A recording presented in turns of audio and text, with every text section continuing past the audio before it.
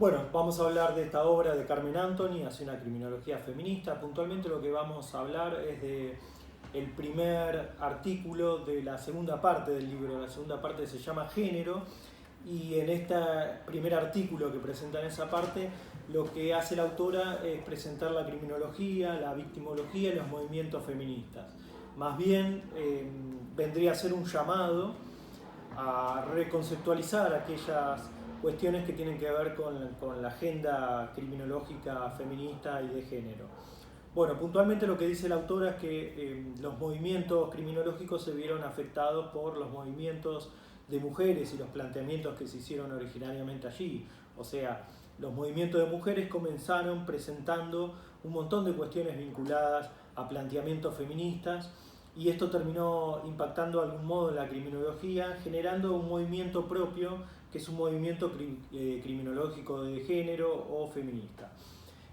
Con esto se logró dos cosas principalmente: una mejor obtención del trato con respecto a las víctimas, y reformar, por otro lado, las disposiciones o las leyes vinculadas a la situación de desventaja en que estaba la mujer.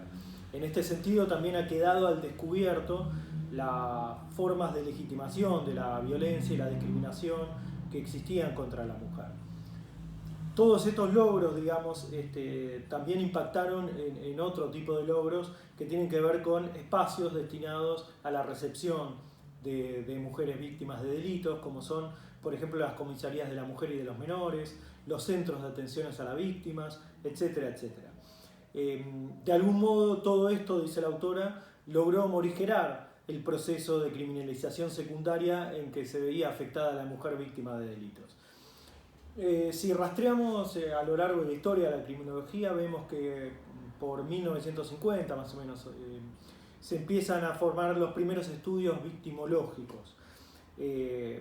Lo que pasa que ahí la víctima era tomada desde un punto de vista instrumental y meramente teórico. Los positivistas estaban interesados en buscar el papel causal de la víctima, o sea, cómo influía la víctima en el delincuente. Y por aquella época encontramos, por ejemplo, los estudios de Mendelssohn, que introduce conceptos como, por ejemplo, pareja criminal, y dice que hay una correlación entre víctima y victimario, dando a entender que hay una corresponsabilidad, o sea, toda una teoría que se forjó al respecto, que de algún modo, bueno, coloca a la víctima en un papel de tener que dar explicaciones de por qué se vio envuelta en el delito o qué fue lo que hizo para provocarlo. Todo esto dejaba un margen de discrecionalidad muy grande, y era absolutamente valorativo a la hora de juzgar este tipo de cosas. Y bueno, el Poder Judicial, que históricamente fue patriarcal, terminaba en muchos casos revictimizando a la mujer, pero además culpándola, ¿no? O sea, se establecía que la mujer era culpable de su propia vulneración, sobre todo en aquellas cuestiones que tenían que ver con violencia sexual, bueno, etcétera.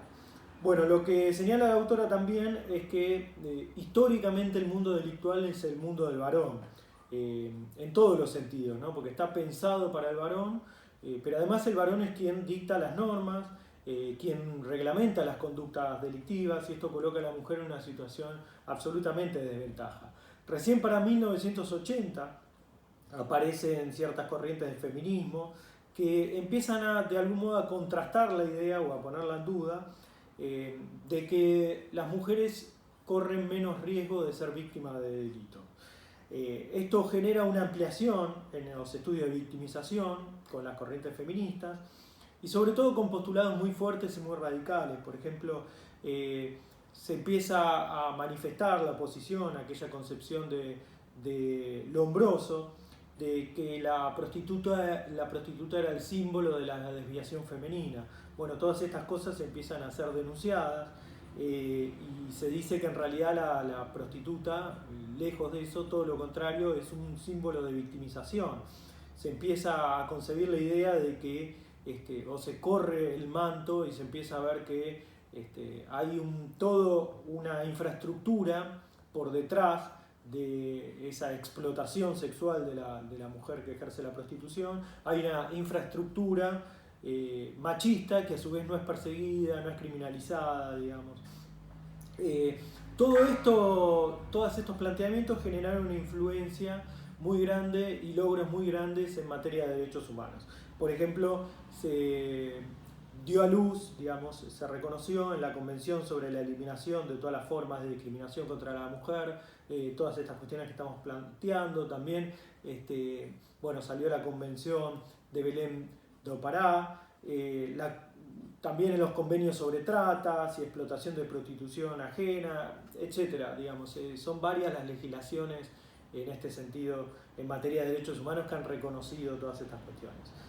También la corriente feminista, de algún modo, en todos sus planteamientos y en todas sus luchas, ha participado en luchas de otros colectivos explotados, tal vez más minoritarios, como por ejemplo en el reconocimiento de derechos de los homosexuales, las lesbianas, los menores, los ancianos, etc.